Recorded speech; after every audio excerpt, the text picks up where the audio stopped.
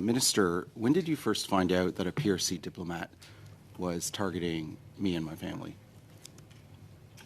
I've learned it through the news. Why is this diplomat still here? So I knew you would be asking me this question because it's a valid question. And, you know, just to go back a second, I can only imagine the shock, the pain, the worry that you've gone through, dear Michael, due to the targeting of your family and loved ones. MP Michael Chong standing in the House of Commons to ask the Prime Minister to correct the record. Why? Well, you heard Justin Trudeau on Wednesday said nobody outside CSIS saw the report that Chong and his family and other MPs, let's remember that, were targeted by a Chinese diplomat here in Canada. And now we know the truth. Hi, I'm Brian Lilley, political columnist with the Toronto Sun, joined by Warren Kinsella, fellow columnist. And Warren, this is very damaging to the government, in my view, because the Prime Minister lied. He said they spent 2 days looking to find out where this report went. You've worked in government.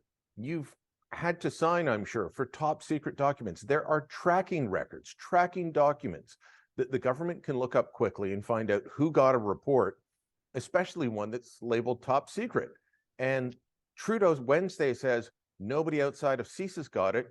Thursday, Jody Thomas, his national security advisor, says the Privy Council office got it. That's Trudeau's department. And the departments, meaning then Minister Bill Blair, he and his chief of staff and a bunch of others got this report, but nobody did anything. Yeah, his statement was, as is his minister, and actually a couple of ministers, we read about it in the media. When did you first find out that a PRC diplomat was targeting me and my family? I've learned it through the news. Well, guys, that's not true. Like, it's not true. Or if it is, then that's a problem because somebody didn't do their job of alerting them. They got the report. The report was written in July of 2021, nearly 2 years ago. And we now know from CSIS and from various other people that the document was circulated within government. We didn't see it until it was in the media. Well, actually, guys, we had it. You guys had it for nearly 2 years. So, and like, why he's not believable, why I agree that he's not telling the truth, right? We all know what that makes you. Is his own chief of staff, Katie Telford, testified before a committee of parliamentarians just a few days ago, saying that he loves tucking into every single one of these intelligence reports that comes along. And he reads them all, and she's part of the briefings. And you know, yes, he knows what's going on. Well, then all of a sudden, we've got a situation where a member of parliament and his family are being threatened, and that's the one he doesn't know about. It's not believable. It's not credible. And it's much like what he did with SNC and WeScandal and so on. At the outset, there's a pathology with this guy. He will always say, it's not true, right? It's not true. It's not true. And then when we in the media show that it in fact is, he has to rewrite his story. Well, he's going to have to rewrite his story soon enough because those documents, as you pointed out, there's a track for them. You can follow their movement throughout government. And I think that's going to show that that document landed in the Longevin block, which is where his personal bureaucrats are. So we're speaking with people who've done this work for in past governments. And I said, okay, how does it work? I know about the tracking documents because I've seen them. I've had them shown to me to prove that ministers had things that they said they didn't. I've had them shown me to prove that ministers didn't receive documents we thought they did. So I know all about that, but I said, how does it work? Who gets these top secret documents in, say, an office like the Minister of Public Safety? And they said the minister would get a copy of such a briefing, the chief of staff, and often there's someone senior with the proper clearance who's the dedicated reader. In case the other two miss something, they're supposed to go through and read everything. And then if something pops, well, then they go to the minister or they go to the chief of staff who would then go to the minister. And I said, okay, well, you know, how often are Canadian MPs mentioned in these security reports? They said exceedingly rare, which is why you would notice it and why you would want to then call what they said was a Four Corners meeting. I said, what's that? And they said, the Four Corners would be the minister's office for public safety.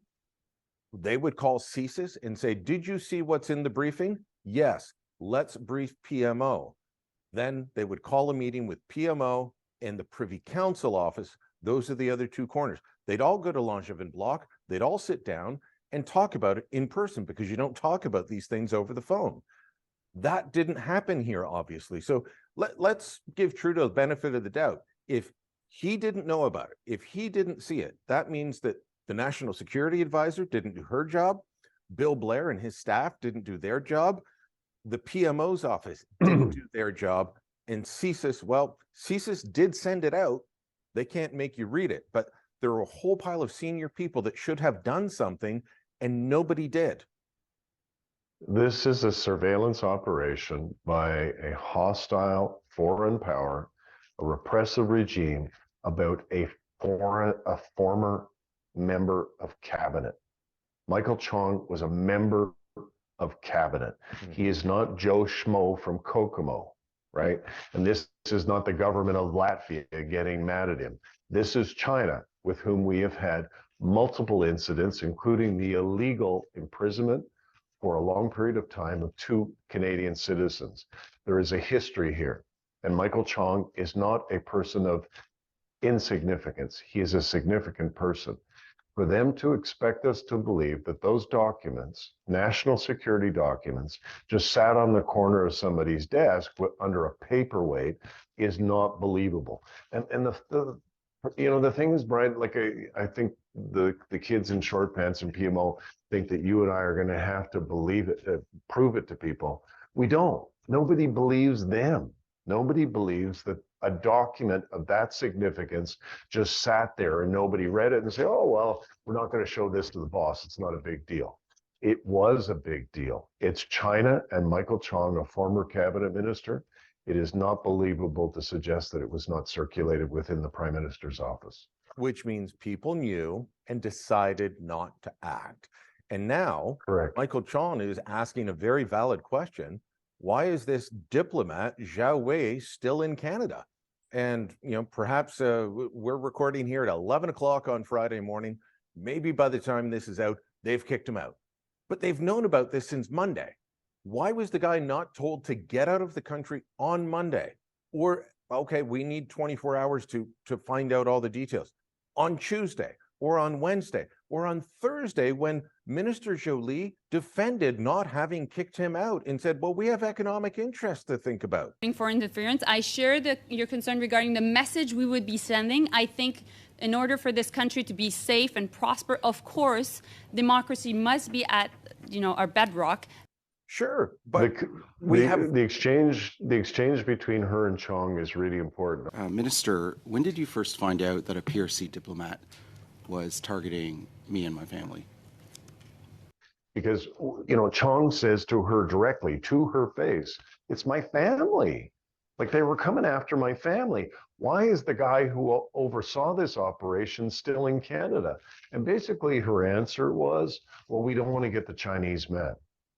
And like, to me, that's like saying, well, I'm not gonna complain to the principal about the guy stealing my lunch money because he may get mad and steal my lunch money again tomorrow. Well, not if you kick him out of school. Not if you kick him out. Okay, let's play a clip of Michael Chong explaining to Minister Joly what her inaction is telling the entire authoritarian world. I can't think of an interest more important to the Canadian state than the protection and the safety and the security of its own citizens And I agree with here on Canadian soil. And I that agree with trumps you. all other interests. I agree with you. It is inexplicable that this diplomat hasn't been told to leave the country already. And I would hope that the deputy minister is informing the ambassador that this individual, Mr. Wei Zhou, should be on the first plane out or declared persona non grata. And I think that that is the only course of action here, because if we do not take that course of action, Minister, we are basically putting up a giant billboard for all authoritarian states around the world that says we are open for foreign interference threat activities on Canadian soil, targeting Canadian citizens, and you can conduct these activities with zero consequences. And that's why this individual needs to be sent packing. Warren, he's absolutely right. We are telling authoritarian governments, you can do what you want. There's no consequences in Canada. And there aren't, and there haven't been. And this, at the Chinese consulate in Toronto, this isn't just the first operation that they were running. There were other things we now know from leaks within, coming out of CSIS, that they were involved with conservative MPPs, as you've written about, in Toronto, Liberal MPs in Ottawa. This multifaceted operation has been running out of that consulate. This one But name keeps coming up, and he's still here. The illegal And the illegal police stations from Vancouver to Montreal. We're not going to kick out Chinese diplomats over illegal police stations that harass Chinese Canadians, over election meddling, nomination meddling, targeting the families of MPs. At what point do we kick them out? Or, look, Trudeau's harshest critics just say, well, he's a puppet of Xi Jinping. Well, I disagree with that, but he's acting like it. And at a certain point, you have to say, maybe those people are right. Because if we can't stand up for ourselves, what are we? Well, Canadians can stand up for themselves, but the government won't. And really, the question I think we can conclude with is, why is this happening? Why is he so disinterested in dealing with all of the things that you just named? And I think it all goes back to the Trudeau family personally. The Trudeau Foundation received $200,000 from a Chinese front company. And it was clearly designed to influence the decision-making of Justin Trudeau and those around him. And you know what? It looks like it's working. All right. Let us know what you think. Drop a comment down below. Share this on social media. And don't forget to subscribe to our channel.